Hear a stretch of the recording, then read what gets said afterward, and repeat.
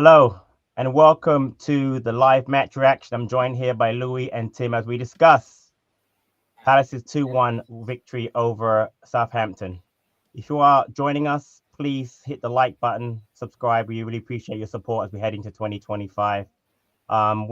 D has pinned the link in the chat. So if you want to join us later on after Tim and Louis and I discuss the game, feel free to join us. I'll start with you, Louis. Thoughts on the match? In the preview, me and D did. I had a wishful result for a win and a performance that still showed a few gaping holes, just to remind the board not to mess up this January. And I think we got that today. We showed glimpses of doing stuff well, but you could still see all the gaping holes and where the squad needs replenishing. But yeah, I'm not going to complain about a 2-1 win. And we're going to cheers to the win and to the end of the year. I agree. Tim, what about you? Your thoughts on the match? I agree with that. Thank God for Yuzi and Lerma in the middle of the park, because that first 20 minutes I thought was really unnerving. That was difficult. The goal, Munoz getting rinsed by Walker Peters was not great. It was really hard to watch. But I do think once Hughes and Lerma really started asserting themselves in the middle of the park, the game changed, and we were on top for significant periods.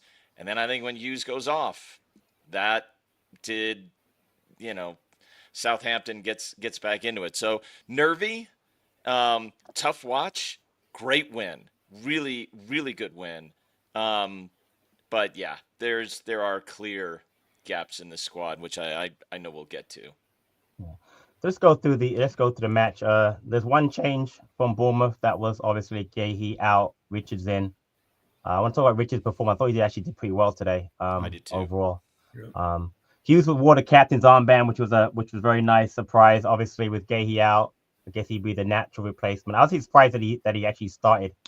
So I want to ask both of you: did you think, or did you? What were your thoughts on the lineup? As far as did you expect any more changes, Louis? What about you? I expected a bit of rotation, but I said it before we went live about I feel like Glasner's playing these same players because they're the only ones he fully trusts, and also maybe not a full protest, but just like to the board, like this is all I have to work with. Like I need help. I did expect a little bit of rotation, but he got the win, so it doesn't really matter. I thought Richards done well because Diblin is a great player. I feel like Diblin would be a player who would transform our team, the exact player profile we need at inside right forward, who is strong, quick, great on the ball, great decision making, got there with the goal. But yeah, that's the first time we've come back from behind as well to win under Glasner. To win a game, we've drawn, but we haven't won. Yeah. So I'm happy with it. It's probably the perfect situation we could have gone into the new year. Yeah. So Tim, I noticed on the as far as we'll just focus on the back line for a minute. As far as that one change being Richards, the Richards was kind of on Dibbling, Lacroix was on Onuachu, and Chalobah was on Armstrong. What are your thoughts on how that back three played as a group today? Any other comments as far as how we played defensively today? I thought they played quite well, and I really want to give a shout out to Trevor Chalobah. Does get aggressive and he makes some mistakes, and he does get called for some fouls there towards the end of the match. But I thought he was excellent. I really thought Chalobah played a quite good game because he had a decent for a lot of moments in this match. Patrick, I thought his balance between attack and defending was quite good, and it was nice to see that. He's a very aggressive player that is capable of a howler from time to time. He didn't have one, but he can give away some fouls in unfortunate positions, and I think that happened towards the end of the match. But overall, I thought that back three played quite well, and I thought Trevor Chalobah had a fairly standout performance. Yeah, great goal. Yeah, Louis, I wanted to speaking of Chalobah, I like the fact that it was very noticeable. He definitely had Chalobah attacking more, getting wide and getting up, and Richard just staying deep. And we talk about that a lot with Gahey. Besides, obviously, Richard hasn't really played that much. Why do you think he chose this time to have the attack be more right-sided with Chalobah as opposed to have Richards do what Gahey normally does? I think maybe because Richards is on his weaker foot, so him pressing forward is going to be it's going to be harder for him to start attacks on his left foot. I feel like sometimes when a player is playing on the opposite side against a player who likes to cut in, hence dribbling, is always going to go on his left. Sometimes it's easier for a left centre back to defend on his right side. So I think that was his sole position to push up on dribbling, give him the least amount of space, be aggressive, and I think Chalobah thrived a bit, pushing a bit more forward. I think the goal was really good. It was brave. He was in the right place at the right time. You can Hughes puts it on the spot every single time, but it doesn't matter if no one attacks it. No. And Chalobah again has shown he can be a problem from set pieces. Like is that his third or his second goal? It's his third. Third goal. So yeah, and he's going to miss next week, so he'll get a good rest. That'd be interesting to see what happens. Well, obviously Richard will go to the right, left, I'm assuming, and would go right, and I guess Gahey. We'll talk about that later on in the show. Just going over the early parts of the game. Eze had a great shot first 8 minutes, and that Ramsdale easily saved. But the dribbling goal, I know what Louis' thoughts are on the goal. We'll get to him, but so Munoz gets beat way too easily by Walker Peters, who's a right-footed left back. You've got to show him, to me, the outside. Show him on his weaker side. Yeah, I'm not really sure what Munoz is doing there. Gets a cross in, Armstrong kind of knocks it onto dribbling, and Richards unfortunately not able to stop it. What are your thoughts, Tim, on that dribbling goal? I mean, it's a typical scrappy goal, and it's the kind that when we are in our worst form, that just kills us. That takes the air right out of the stadium, takes the air right out of the team. So the only good thing that I think comes from that is our intensity gets higher as soon as that goal goes in, because this is very frustrating. That's a super frustrating goal, Patrick. There's no reason for Walker Peters to beat Munoz as badly as he does there. And Louis, and we were talking before we went on air here. I think Louis has been right in calling out Munoz a bit more than I have, but I really thought Tyreek had a much better game than Munoz did today. But scrappy goal, it's the kind that is so frustrating that we've let in this year. I don't put that too much on Richards, but it is a little frustrating that the attacker gets in front of him, which shouldn't happen, but it did, and you get the goal. So yeah, frustrating goal. But I do like the response to it. Like the intensity went way up as soon as that goal goes in, which is nice to see. Yeah, I want to get to that because I thought that Southampton was doing a really good job of controlling the midfield, controlling the match really for the first, 15 minutes after they scored. And then obviously we get back to the game, the Chalobah equalizer near post. I'm not going to lie to you, Lou. I thought that Mateta fouled Ramsdale. I love the fact he's on Ramsdale. I thought he fouled him. What are your thoughts on that goal? Because I really thought it should have been called off, even though it went to VAR. So when you get your arm out like that, you're always at a risk. You're always at a risk. It was. I didn't even celebrate when I watched it because the way Ramsdale and the Southampton players reacted, I was thinking, right. And it was just we've gone 1-0 down. And I was thinking it's just going to be one of those days. But going back to the Southampton goal as well, I feel like a lot of our defenders were flat-footed. Felt like no one was reactive to the situation. And that same move that Carl Walker-Peters done was the same that Semenyo was doing 2 days ago. Yeah. It's just push to the side and go around him. And then once he's around him, you can't touch him. Like Tim said, I've been calling him out a bit just because his attacking output in the final third, the quality is not good enough. It's not. Even just before they scored, he was in about 15 yards of space down the line, and he nearly ran the ball off completely. It just seemed like he's not in control of the ball. And like I said, I always say he's a better player when he hasn't got the ball than when he has got the ball. I feel like he creates more chances off the ball. But the goal was a scrappy goal, but we needed something scrappy to get us back into the game. And to be once fair, it's 1-1. Go ahead, Tim. To be fair, Patrick, I mean, we've had many situations this season that have gone against us. And that's one. I mean, I agree with you. That could have easily been chalked off. It could have been. It is a risk.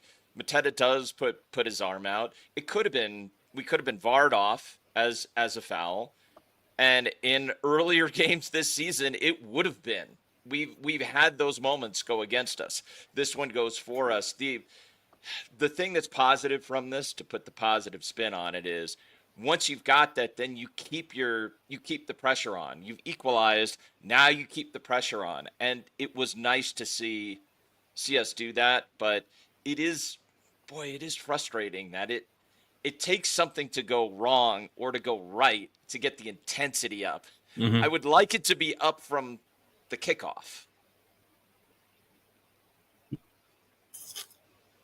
Yeah, no doubt about that. You want to obviously have the intensity from the beginning. So we're going at 1-1, and about 7 minutes into the second half, where Ebbs gets that goal, and I want to go to Louis because Louis and I were having a chat. I'm not actually going to reveal what I said in our individual chat because I actually said something pretty. Listen, I'm a big Ebbs fan as Louis is, but it was frustrating today. But I'm glad he got that goal. Well taken goal, created by, for me, Munoz's, keeping that ball alive in that corner, and obviously weird Mitchell. hook. Weird hook, exactly. But big goal. So your thoughts on that goal? Great finish. We've been talking. It feels like every single game we've been talking about Ebbs overthinking, playing slowly. Just before the half finished, there was two plays. He gets the ball, he turns. There's a moment where he can slide Sarr in on his right foot. He takes an extra touch, plays it on his left, loses the ball. It then ball recycles. He gets back in the final third and plays an aimless ball across to Munoz. And you see Glasner, they pan him to the bench, and he's fuming. And I'm thinking, I feel like Eze's lost all his powers. I don't know what's going on. It's like Space Jam. Nothing's going his way. And then it's just a ball bobbling at the edge of the box, and he's not thought about it. He's just thought, I'm gonna hit this. Yep. And that's what happens when you go back to basics and you don't overthink and you don't try and overplay, you get your rewards. Even though after that he had a nice little flick over the top, but he was still a little bit shaky after the goal. But it's going to give him a world of confidence going into the next few games. I mean, it's simple as, guys, you put your foot through the ball and you give yourself a chance for things to happen. And you're exactly right. I can't remember which Southampton player it bounced up. So he chests it, it comes down, it comes right in Ebbs' path, and it's just foot through the ball. And I mean, that's what we know he can do. When he does that, when he just comes onto the ball, foot right through it, he can absolutely murder a ball into the back of the net, and he does that. I'm really like the Chelsea goal. Like the Chelsea goal. Like exactly like the Chelsea goal. I'm so happy for him, and I hope that this lifts his form a little bit, because I agree with you that he still looked a little shaky. He had some moments, but as soon as that goal goes in, he does start. He's trying more things. He's more positive, and he's making runs and getting into space. And that, honestly, that was nice to see. Yeah, it was. On the match, he actually had 6 shots. He had 3 in the first half, 3 in the second half. He had the free kick that deflected over. And he didn't miss that free kick by much. That deflection was really tight. Yeah, I think that goal is going to do in the world a good one for obviously having a match winner, the 3 points. But I thought again he grew into the game more. Again, it was a frustrating first half by him, but I thought he did really well in the second half. And again, that goal was really big. Again, Louis mentioned the Chelsea goal, the only other goal in the league this season. It was it's that kind. Just don't think about it. Just turn, swivel, hit. It's instinct. That's instinct. That's it. That's it. Rest of the match, we played well until I think maybe the last 10 or so minutes we kind of struggled. Henderson made a great save on Fernandez in the 64th minute. The subs came late, very late. So before we bring, I know we got people in the studio. We'll bring in the waiting room. We'll bring you in. I see you, Henry and Dan. You first, Tim. Subs were kind of late. I thought he'd make an earlier sub for Lerma, as he was Louis and I mentioned he wasn't really passable very well. He would hit some really wayward passes. Plus, he was on that potential 5th yellow card for the to get suspended for the next match, and/or bring on someone either Nketiah or Devaney for either Sarr or Ebbs. Ended up being Ebbs coming off. No, actually, Sarr coming off and Ebbs actually both came off, right? Yep. right? Yeah, they both came on. So what are your thoughts on the subs as far as timing there, Tim? Late. I would have liked to see them a little bit earlier. I thought that Kamada was decent defensively and some wayward passes. I thought Decore was decent defensively, but a little bit shaky on the ball at times, and he's some wayward passes there. It's interesting to see that. I don't know if it's what Louis said, that it's a message to the board that it's a thin squad, but I think we know it's a thin squad. I think Glasner knows it's a thin squad, and to be fair to Glasner in this, while Hughes is in there, um, especially after that first 15 to 20 minutes, Hughes and Lerma together had wrested control of the midfield, and we were getting a lot more possession, a lot more control of the ball. So I don't know that Glasner really wanted to give up control of the midfield, because as soon as Hughes goes off, we lost a little bit of a grip on the game. So on the one hand, yes, it's a little too late. And maybe you get Lerma off a little bit earlier and you bring on Decore, but Hughes as the yellow card. I mean, what do you do there? So it's a little bit late, but I kind of sympathize with Glasner in that respect, because the midfield two we had finally did wrest control of the game, and I thought we were in control as long as those two were in there. But yeah, it's a little bit late. Actually, I actually thought that the subs that Southampton made got the midfield back for them, not necessarily Hughes going off. I thought Okuchuku did a really good job coming in there. And he was not really a central midfielder in that way. Suleimano's and Taka did a really good job in there. So that's it. But I actually want to bring up this comment before I bring guys on. I actually want to mention it because Adam makes a great point. I have to shout out, as much as I want to kill Loma for his passing, the overhead kick was really, he deserved the goal. It was excellent. So I want Animal bring that up. That's a great point. But Louis, go ahead. I know the overhead kick was good, but some of that passing in that first half was one of the worst passing I've seen. He balloons one in the air to Mitchell. He fires balls into the hip of Eze. And Glasner's system relies on two midfielders who can pass the ball. Yeah. And the reason why he keeps Hughes on, when I watch our team, I feel like we're one of the worst technical teams in the league. We do not have players who are comfortable on the ball. Sarr looks a bit shaky on the ball. Mateta was probably one of the best on the ball today, holding up the play. Munoz not very good on the ball. Mitchell not very good on the ball. And it's like we don't look comfortable in possession. And Hughes brings a calmness because he is a technical player. Yeah. He can receive the ball back to goal. He can receive the ball sideways. He makes right decisions. So that's why I think Hughes stays on the pitch for so long as well. But yeah, the subs, they were late, but we won. So we can say they were a bit late. But when you get the 3 points, it doesn't matter. If we drew 2-2, it might be a different scenario. But he obviously made the right decision. We won 2-1. It does make me feel. It makes me long for the days when we get. I'm fully convinced now, Patrick, that when we get Wharton back, I think Glasner's first choice is going to be going back to Hughes and Wharton. Wharton and Hughes. At end of last season, they were unbelievable, and I think Louis is exactly right. Those two, both able to pick a pass, both very technical, both are easy on the ball, bring a lot of calmness and sharpness. We will be a much different team when he's back. But I don't believe everyone has to be technical. But I believe you have to have.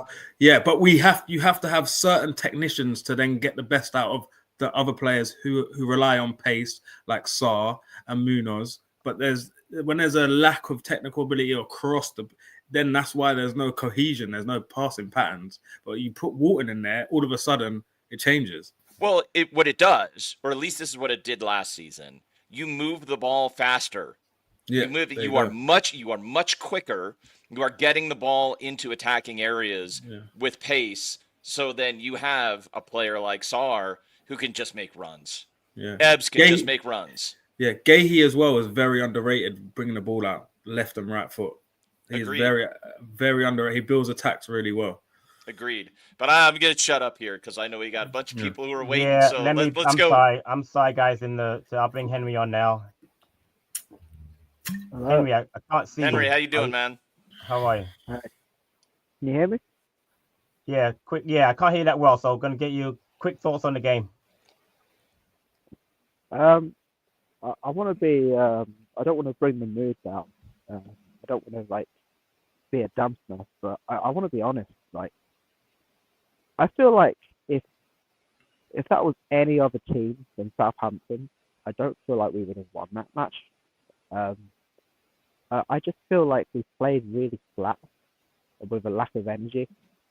And I know we won, and the most important thing is the 3 points, but it just seems a bit like.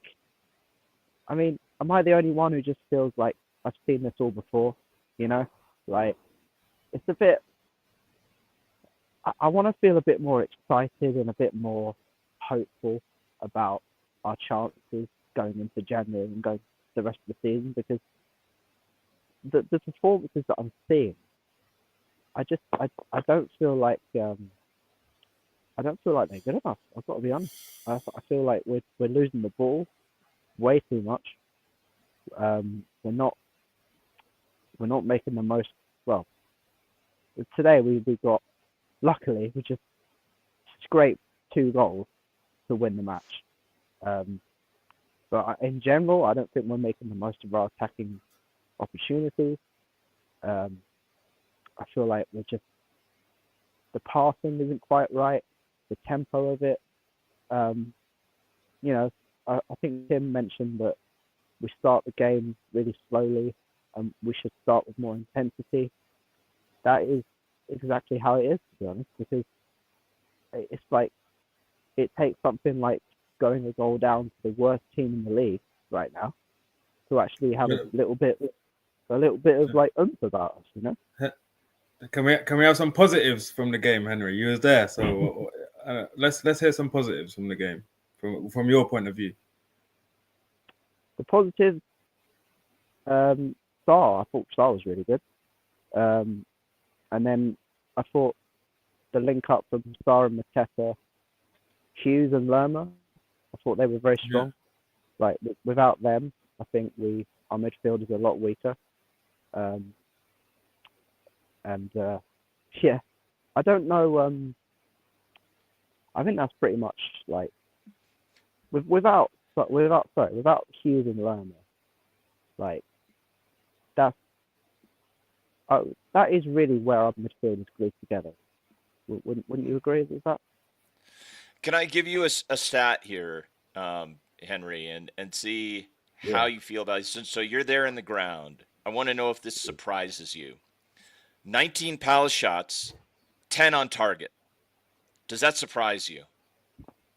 A little bit. It surprises me the amount of shots that were on target.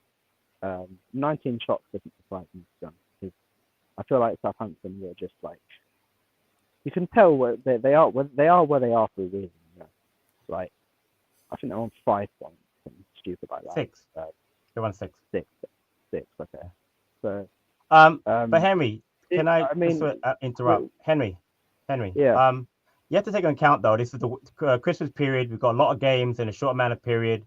We don't have a deep squad, and we got a win at home. I would hope you'd be a little bit happier.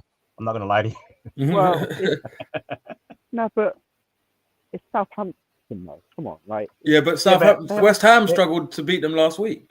Exactly. Did you catch that 1-0 game that West Ham had against them? Yeah.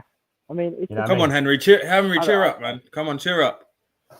I mean, it's like cheer up. Well, all right. I'll look. At the end of the day, we won, and that's the most important thing. There you go. There we go. I'm happy with that. Attaboy. And you know what? We I feel like, yeah, maybe if we weren't like didn't have such a thin squad, and maybe if the players did have a bit more energy about them, which isn't really their fault because they obviously have a very hard schedule, then we probably would have won like 3 or 4-1 today, I think. Yeah. So look what a fresh squad done at Brighton. That's a fresh team when we play Brighton. So let's. I want to say Chalobah as well. How good is Chalobah? Like, he is brilliant, isn't he? Like, the He way was that very good today. Yeah, he he's was a good very today. good aerial threat, very good Yep. from corners. And that overhead kick, I mean, wow. That is, That was Lerma. I've not seen, if that goes in, that is one of the best goals that we've seen. But no, I mean, I think, didn't City lose to, City win against Leicester? So that means I think we're 6 points.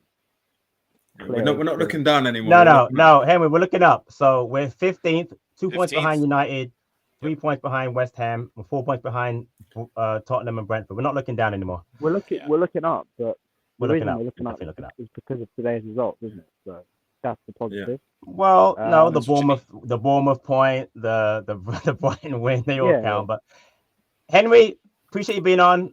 My Cheers, friend, have a Henry. happy new year. We'll talk to you in 2025, Happy New all right? Year, guys. Good to see you, Henry. Love Take the care, Henry. Palace. Cheers. All right. Bring Andy on. Andy, how are you, How's it my going, friend? guys? Good, how are Very you? well. Thoughts on the game? Well, I'm not going to repeat what Henry just said. He covered most of what I was going to say about conceding a goal before we actually wake up and start playing. One thing I will say, I jumped on Twitter straight after the game just to give my thoughts on the amount of Kamada hate. Leave the guy alone. Like, you come on, he actually did try to create a goal. Thank Like you, that little run Andy. pass. Thank I you. thought he done okay. I thought so too. I thought so too. I thought he did fine today, yeah. So But let's just take it. The majority of people slating our players off online and everywhere, they're 10 to 15-year-olds with not real accounts who are just looking for retweets. So if when you go to the game and you talk to people in real life, you get a different perspective. Like, he's putting in the effort, leave him alone. All right, at the start, when we first brought him in and he was adapting, he's slowly getting better. He's not the final product, but he's slowly getting better. On the other hand, I do agree with Henry. Chalobah was my man of the match. I thought he was outstanding. His goal, the amount of passes he read, not just tackles, like the amount of interceptions he made. Yeah, that's his best performance by far. Granted, I know it's Southampton. Yeah, he'll get a few weeks break because I don't think he'll play against Stockport, so he'll miss Chelsea, Stockport, so he'll get quite a long break. But Chalobah was my man of the match.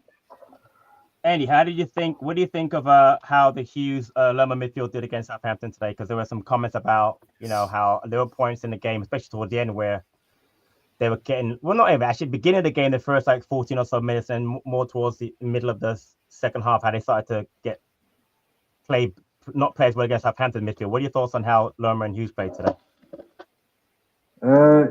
Hughes looked tired. Obviously, because of our depth, it's not possible to chop and change. But Lerma, I said against Bournemouth he was poor, and he was poor again today.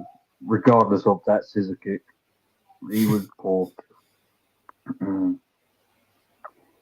don't know what's wrong with Decore. If he's not match fit, why is he not match fit? Like, he's got to be a better option than Lerma at this stage. I think Glasner is handling Decore perfectly. The Achilles injury is nasty, and the amount of other injuries you can get after having a ruptured Achilles, muscular injuries are so easy to happen. And when you're playing over Christmas, so many intense games, you don't want to bring him on when a game is end to end and tough. You want to ease him in, keep giving him 20 minutes, 30 minutes, and gradually he'll get there. Because if he comes on and gets injured again, everyone's going to complain. No, that's a good point. It's just frustrating. What we've dealt ourselves with at the beginning of the season. Lack of depth. It's always been the case. Where do you think we need to improve on? Your top priorities? A left wing back, because I read his comments about Mitchell, saying that he's not a Daniel Munoz. Do you think that was harsh? Do you think that was harsh, Andy? I don't think he was being unkind. He did say his defending is, top notch, but Right. he's in the final third. He needs to improve, and he does. He's only speaking facts. Yeah, that's right. The funny thing, I thought Mitchell was excellent defensively today. Very, very good. And he Absolutely. put two of the best crosses in today I've seen him put in, and we didn't score. He put one ball that missed. Mateta, Sarr, and Munoz all missed it. It's hard to do on a cross. So, we should definitely get a wing back upgrade. But what else do you think we should do besides the left wing back upgrade in far as the week? Because it opens in a couple of days. So, I think we need a bit of cover for Eze. So I know we've been linked with James McAtee. I've heard that a couple of times. Isn't Kamada? Kamada's our cover there. And hopefully France if he's fit, right? At some point, hopefully. What are your thoughts on Daniel Munoz being the only right wing back? Yeah, that's poor. It's poor how we left ourselves. Do you think it's a priority? Do you think it's a priority to get cover? You would say we've got Klein and dare I say it, Ward. You'd go with a plan B instead of an attacking wing back. You'd go holding and defending fullback instead of the. You can't really do that but in his formation, he doesn't play with that. He doesn't, and he sticks to his formation, doesn't he? You can't play a non-attacking wing back. I know, but I generally can't see this board going out and buying two wing backs on either side, plus another number 10. That's fair enough. I can't see it. I just don't trust these boards. I don't trust the board. That's all. Yeah. I heard they're going to be there. I heard that Adam Roda's going to be recalled from Stockport and go out alone again because he's not really playing at Stockport. And Franco Uma, who was supposed to be the backup left wing back option, who's got injured, he's going to be going out in loan at some point. So I really think Imre's going to Wickham. Yeah, he's going to Wickham. The right wing back. That's a great upgrade for him. I think if anything, why wouldn't you send Kapora out on loan and bring Imre back? No, let Imre develop. Let him develop. It's a great. If you're not going to sign a right wing back, then. Well, who says we're not? I mean, I'm saying if you don't, yeah. I'd prefer someone who's been playing. Sure. But I agree with Patrick on this one. If Danny Imre is absolutely doing the business, he's doing exactly what we want from a lone player, as a Crystal Palace lone player. Let him move up to Wickham, see what he can do. And Glasner is very clear. He's going to get Kafora minutes here and there. As long as Glasner's serious about that, and I have no reason to believe he isn't, then Kafora can go into, or Kapora, I don't know if I'm pronouncing that correctly, go out on loan in the summer. Clearly he does need to go out on loan, but not till the summer. Yeah. I mean, before I leave, I know people moaning about the timing of the subs. Apologies. Like if you look at our bench, I'm not surprised that he's making that. It's so bad. Yeah. Like your only options are Nketiah, Kamada, and Nakore. The others are Jeffrey Schlupp. No offense to Kapora, but he's an academy kid. Yeah. Thin squad for sure, Andy. Yeah. Shoestring squad. Yep. Yeah. Andy, thanks for jumping on. Wish you a very happy new year, and we'll talk to you in 2025. Great job, Andy. And you guys. Take it easy. Thank you. Bye-bye. Let's get Dan was here next. Get Dan on real quick. Whoops, where did he go? He just wait. Sorry, Dan, it's my fault. There you are. There he is. Dan, how are you? Yeah, good evening, guys. You're right. Yeah, I'm good. Thank you. Yourself? Yeah, we're great. Your thoughts or comments? Anything you want to talk about the game? I don't know what games other people were watching, but I watched a good performance. You know what I mean? We were steady. You know, we needed to do what we done. You know, there's some good things to take out of it. I.e., Tyreek Mitchell again had an absolute wonderful game. Danny Munoz again, and Ismaili Sarr just keeps on giving. He's the gift that keeps on giving. You know what I mean? So I thought Mateta as well today. The hold up play and the working off with Sarr on one side. You know, I thought it was brilliant. Eze got his goal, which was absolutely wonderful to see. You know, all around a nice performance. You know, and at the end of the day, needed to do what we done. You know, it might have been scrappy, it might have been unattractive, might have been the most unattractive game to watch. But at the end of the day, you know, we got to look at it. It's 3 points. It's a massive 3 points. It now kicks us on. You know, and now we've only lost once in like 10, 11 games. So hey, I'm pleased with the punch. No, listen, people can have their opinion, that's fine. But I try to look at things a little bit more positively. I'm like you, Dan, and I just think that today, yes, it's Southampton, but they are a Premier League side, as poor as they are. And I said before the game, just give me the 3 points. I didn't care how he did it. I just want to get the 3 points. We won the 2025. And I'm always looking up. I'm looking at that gap between us and Man United and West Ham is getting smaller and smaller. It's 2 points. It's only 2 points off Man United. 2 points. And 4 points off this super Brentford team. respect where respect is due. Brighton team, yeah. Sorry, Dan, go ahead. Respect where respect is due. You know what I mean? You got to beat the likes of Ipswich. You got to beat the likes of Southampton. You got to beat the likes of Leicester. Absolutely, you know, at the end of the day, respect where respect is due. You know, Southampton aren't the best team, but they're Premier League. They're Premier League for a reason. They come up from the Championship, which is fair. You know, but at the end of the day, they're not the worst team. They're not the worst team I've seen in the Premier League by far. So respect where respect is due to them. I want to go back to a couple of comments made before. I really want to point out, I thought Ismaili Sarr had a really good game today. Yeah, he did. Really ran his socks off, created opportunities, pressed really well. And I thought Mateta's hold-up play you mentioned before was really, really good. I mean, and by the way, anybody know the referee's name today? Because Harry didn't book Bednarik. I don't know how. What was his name? That guy, I'm going to look it up, Patrick. Keep going. Terrible look today. But yeah, he was awful. Dan, he did let a lot go, though. He did let a lot go. Too much. Too much go. That was way too much go. After that, Dan, you've been positive. After the Fulham game, that 2-0 loss, if someone said Palace will be 15th, 20 points, 6 points clear of the relegation zone and a couple of few points off mid-table, I think everyone would have bitten their hand off and more at the opportunity of that. So there shouldn't be any negativity. Glasner's working miracles. The window's open. So everyone should be positive going into 2025. Shouldn't really be much negative energy around the club. I agree with that. It's Michael Salisbury, Patrick. Michael Salisbury was the ref. Yeah, he's rubbish. But he was to that point. I mean, he did let a lot go, Louis, but my goodness, man.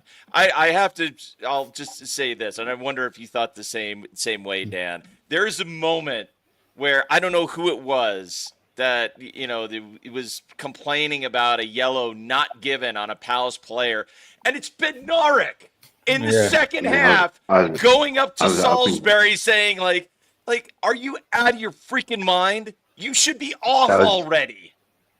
I think that was Ismaili Sarr when he got brought down, isn't it? Yes. Yeah, when he got the tug on his shirt or whatever. Yeah. Thank you. Yeah. But now, like, come on, man. You know what I mean? Look at us now. Like, you know what I mean? I think we're thriving under Glasner. You know, he's got a shoestring budget. He hasn't really got the team that he wants. You know what I mean? It's been hampered with Wharton being injured and, you know, Frank had not even been able to kick a ball or whatever. But the only way is up. You know what I mean? At the end of the day, I'm still very proud of the season we're going to put in. You know, I still think we'll finish like top 10. There's no doubt in it at all. Really? I said I'll lay money with any man. I still think we'll finish top 10. Yeah. If we get a fit Wharton and Decore, it's possible. Well, we are 6 points off of 10th place Brighton. They have a game in hand, so it's not impossible. Dan, they're Villa away, aren't they? They're Villa away, so it'll be tough for them. And they're Dan, your man of the match today. Before I let you go, we got one more person in the I want to bring on late in a bit. But your man of the match today. What was that? Sorry, my signal's really, really poor. Your man of the match. Who's your man of the match for Palace today? Here we go. My man of the match. I think I would have to give it to either one of Ismaili Sarr, Tyreek Mitchell, and Danny Munoz as well, putting an absolute wonder shift.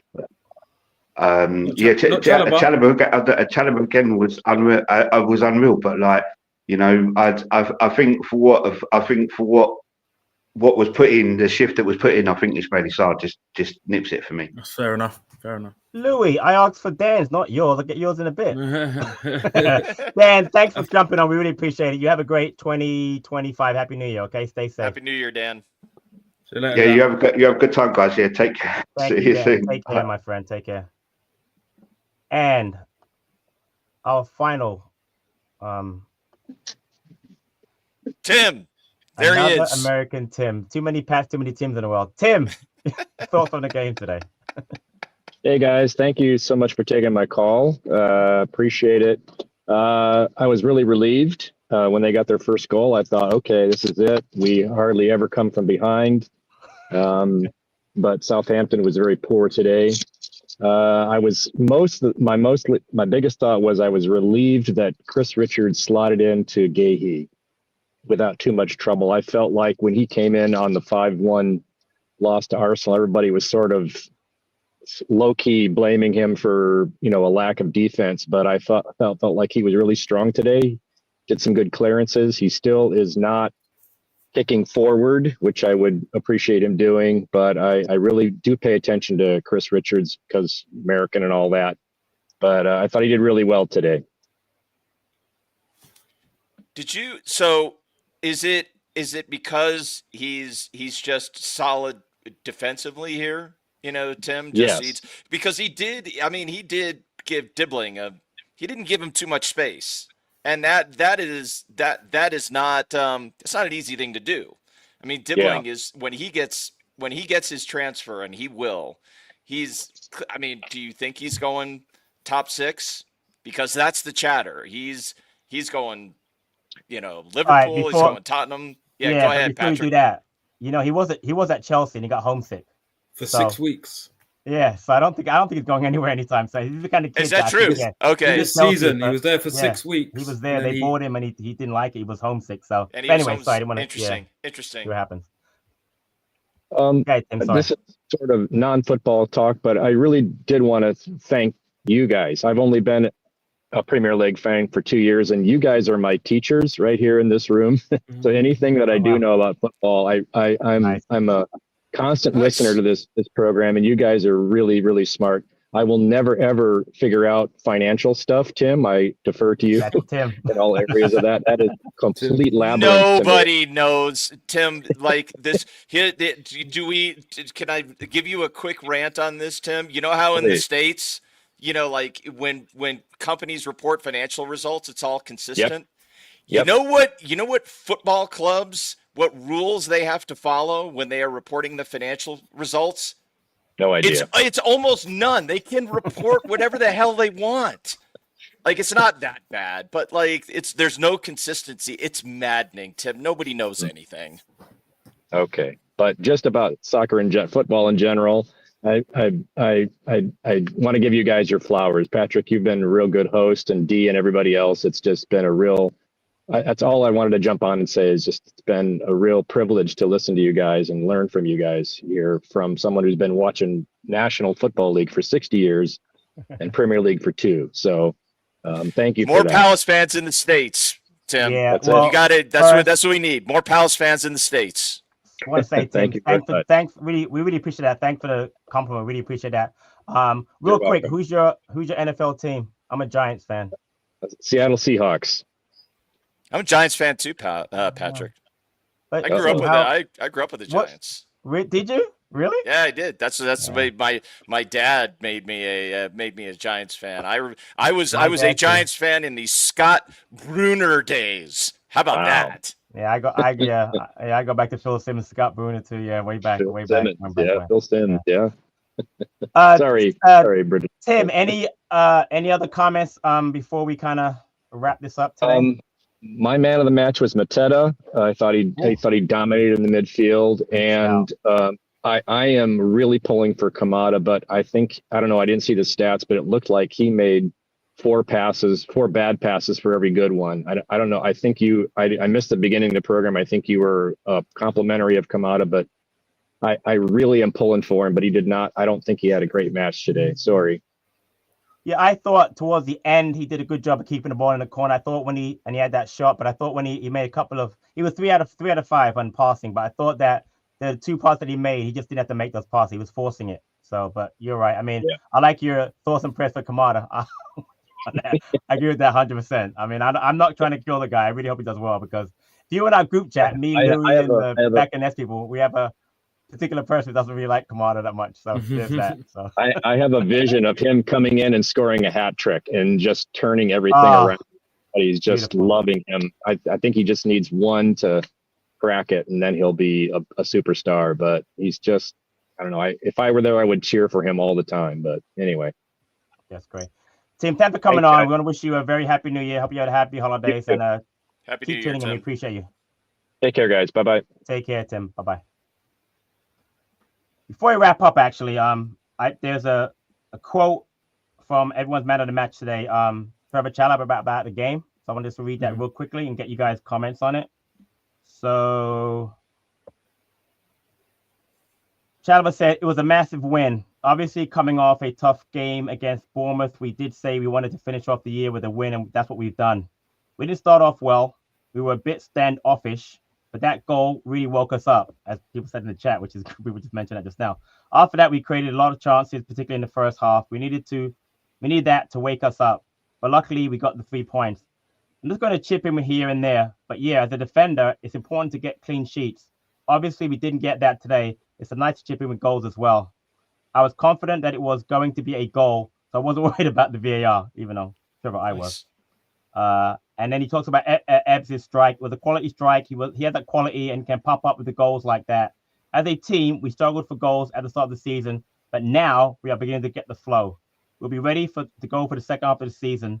The players and the crowd thrive off each other, so we'll be ready to go again come the Chelsea game, which he won't be able to play in. So, good for a listen. I thought Chalobah was man of the match. But since you mentioned that to Dan, Lou, who's your man of the match today? Before we wrap it up. Oh, who's my man of the match? It's a tough one. To me, it's out of Sarr and Chalobah. But I'll give it to Chalobah because goals are the most important thing in games. So I'll give it to Chalobah. I thought he stepped into, obviously Richards took Gahey's position, but I feel like Chalobah took the initiative of stepping forward. And I've spoke about it previously, saying we lack that right centre back joining attacks. So a few people have had some things to say about Chalobah. So I'm going to give it to him today. How about you, Tim? Your man of the match today? I would give it to Chalobah too, but I'm going to do something different here just because I feel like he needs a little bit of love because he's had some problems with consistency, but I do think Mitchell was terrific today. Mitchell was outstanding. He was getting into areas. He makes 2 outstanding crosses. He was sensational defensively, and he's always good. I mean, most of the time he's very good defensively. I really like the way Ty played today. Confident, decent on the ball, getting the ball into attacking areas, much better. And I wonder if he's listening to Glasner and he's hearing that and saying, I hear you, Gaffer. I gotta up my attacking intent. And you know what? He did that today. Yeah. My 3 choices are Chalobah, Mitchell, and Sarr. I thought all played really well. I'm with you, Tim. I think that Mitchell, going forward, the cross he put in again, I'm very critical of his crossing, but he put in 2 really good balls there. We should have scored from at least one of them. He was very good defensively today. I thought Sarr worked really hard, linked up well with Mateta, got us forward, had a couple of really good crosses opportunities himself. But because he got the goal today, which I think we needed a goal at that point, and I thought Chalobah defensively was very good. Yeah. I have to give it to Chalobah. So for me, it would be Chalobah too. If you're not aware, the Palace website has the man of the match poll. If you're on the website, feel free to do that. we're going to wrap it up now. But before we go, I want to thank everyone for your participation and viewership in 2024. We really appreciate it. D was not on today because he had to work. So D will be back for the new year. I want to thank Louis for jumping on this year. He's been great addition to the team, Louis. Fantastic. As has Tim. Tim's great with the financial stuff and everything else he does. I really appreciate it. Thanks everyone at Back and Nest for your viewership in 2024. We're going to push on in 2025. Louis and I might be doing play ratings. Yeah, tomorrow. Tomorrow maybe. So that will be available. We have Chelsea next week. So D, I'm sure we'll be doing a preview show next week. Again, thank everyone for the likes, for the subscriptions, for this year. We really appreciate it.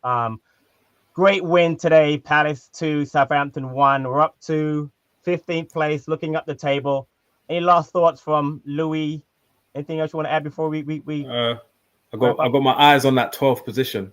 I've got my eyes on it. And we should be having that live with Bruno from Palace Way on Tuesday, the 2nd of January. Okay. He's got an article coming out about research with the Sports Bank company taking over. Oh, nice. And he's coming on to discuss. His article will be released, I think, tomorrow. And he's going to come on the 2nd for a live. At the Palace Way?